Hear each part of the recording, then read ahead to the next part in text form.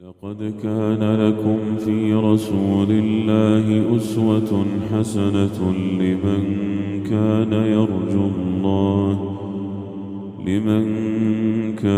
يرجو الله واليوم الآخر وذكر الله كثيرا.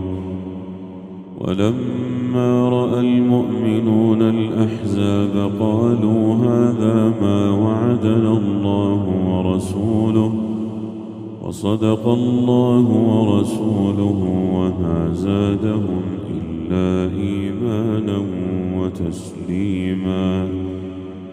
من المؤمنين رجال صدقوا ما عاهدوا الله عليه فمنهم من قضى نحبه ومنهم من ينتظر وما بدلوا